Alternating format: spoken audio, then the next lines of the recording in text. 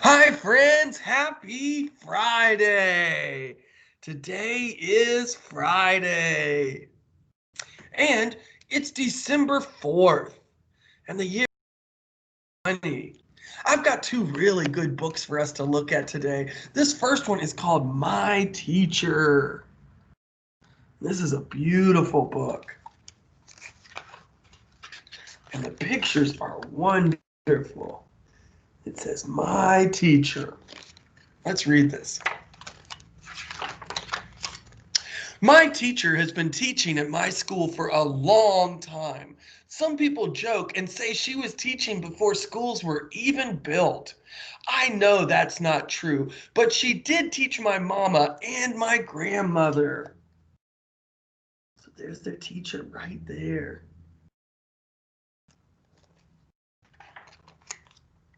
Some people wonder why my teacher teaches in my school. She could have retired a long time ago. Maybe I know why she keeps teaching here.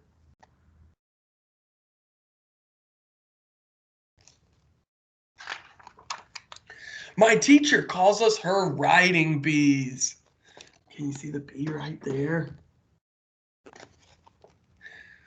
She calls us her writing bees because every morning we are journal writing. I love writing stories, especially about princesses who slay dragons to save the prince.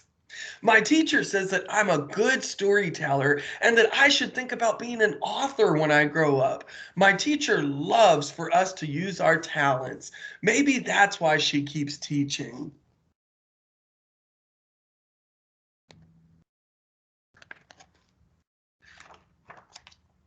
We don't have a library in our school, but one day my teacher came to school with boxes and boxes of books. We are making our own classroom library, said my teacher. Fiction on one side and nonfiction on the other side. My teacher loves to read, and she makes us love it too. Maybe that's why she keeps teaching.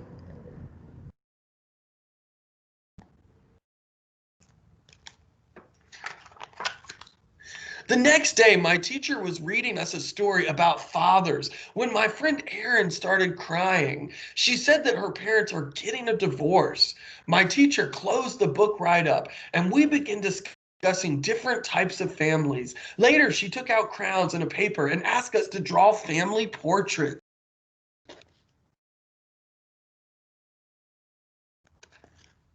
After we came back from lunch, everyone had to stand next to their drawings and tell us about who were in their family. One boy had an aunt, an uncle, and 5 cousins living in his apartment. My teacher likes to talk about how things are important to us. Maybe that's why she keeps teaching.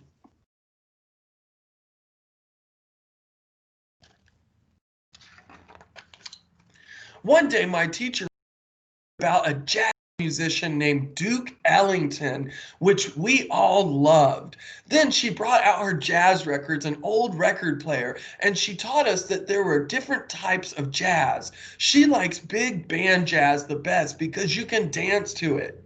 In Harlem, there was a dance hall called the Savoy Ballroom, and a swing dance called the Lindy Hop, said my teacher. I asked her if she could show us the Lindy Hop, and we spent the day listening to jazz and dancing and dancing and dancing. What fun.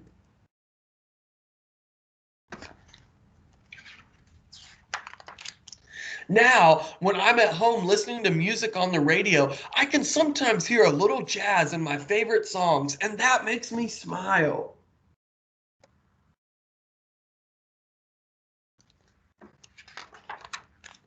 A few weeks before Thanksgiving, my teacher came to school with lots of empty cardboard boxes and a big bag of green pencils with white flowers. Everyone in our school donates food so we can fill up the boxes for people in our neighborhood. When I asked my teacher why, she said, "We don't always know what challenges others have at home." She says, "It's important to help others in need."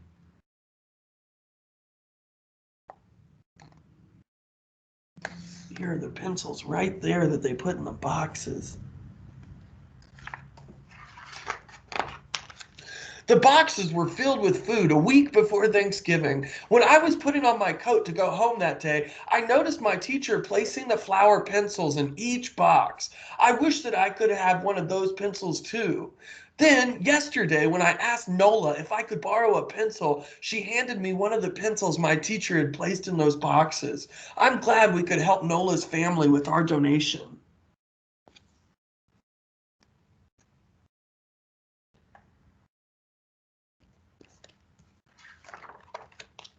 A couple of weeks ago, my teacher said, "You are going to begin your first big project. You'll write a report and draw a picture of someone from the nonfiction section of our class library. We could choose anyone we liked, a famous author, an inventor, an astronaut, or a president. I picked Langston Hughes. He was a great poet during the Harlem Renaissance. We did some research on the computer and used books from the public library. I was very surprised to find out that many of the poems Langston Hughes wrote were based on jazz."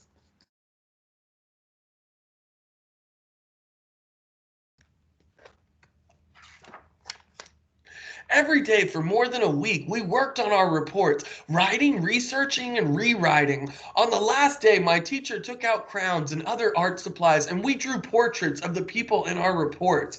We put the reports and drawings in the hallway so everyone could see them. We had a My teacher took lots of pictures of us next to our projects. My teacher loves to show everyone how much we know. Maybe that's why she keeps teaching. See the picture right there she's taking?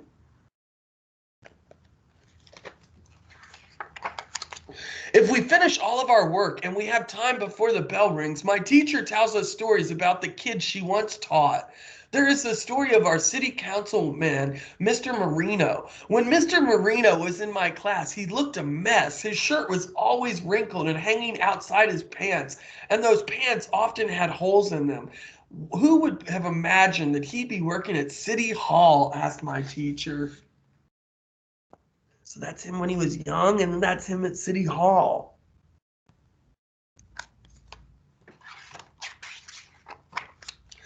And then there are the stories about Annette Williams, who complained about being sick every day. If she didn't have a headache, she had a tummy ache or a rash, my teacher said. She spent more time in the nurse's office than in class.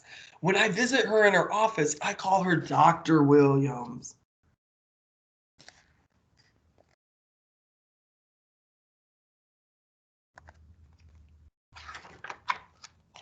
Today, she told us about a little girl who sat right in the corner over there and dreamed of being a teacher. I raised my hand and asked, "What happened to her?" My teacher smiled and pointed at herself and said, "I was that little girl."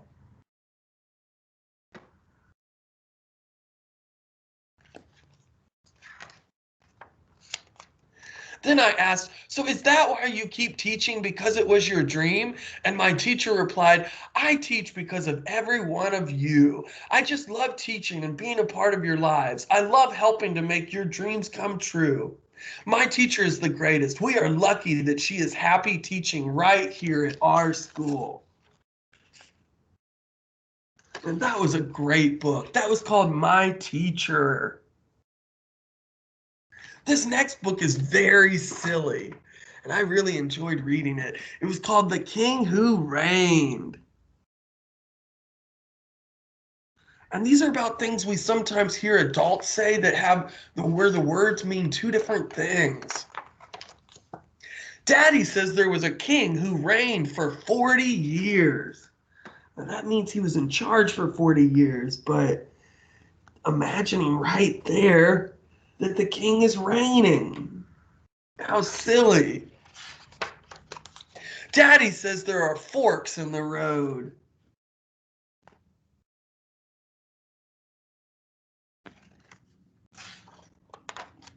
Daddy says he has a mole on his nose. How silly, right?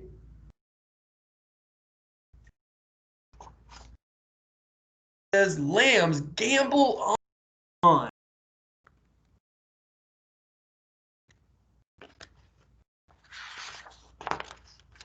Sometimes mommy says she has a frog in her throat.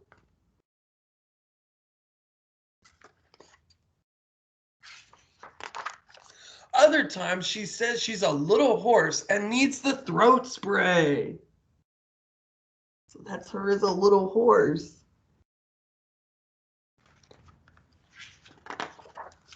And when I give it to her, she says, I am a little deer.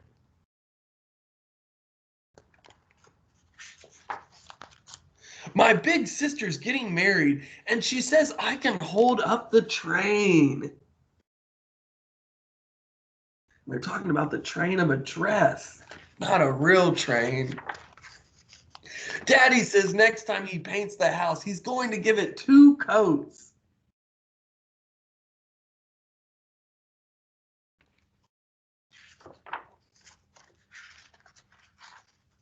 Daddy says all we get in the mail are big bills.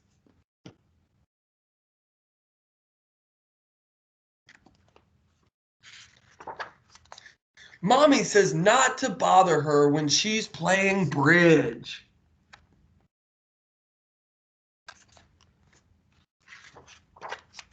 Daddy says our family has a coat of arms.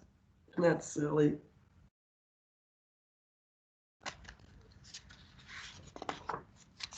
Daddy says we should live in the present.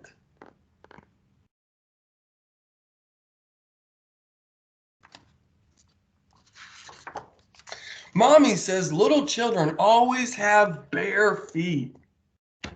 That means they're not wearing shoes.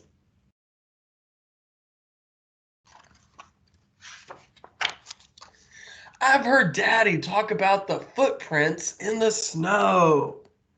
So not a real prince, but that's what she's imagining. And the blueprints for the new room on our house. So like the blueprints for how they're going to build it, but instead she's imagining a blueprint. Daddy says some boars are coming to dinner.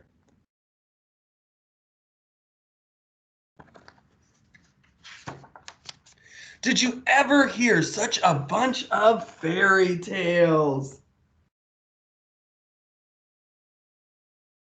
I thought that book was such fun. The end. It was called The King Who Reigned. I really like this book. I hope you have a great rest of the day and a wonderful weekend, and I'll see you again Monday. Bye, friends.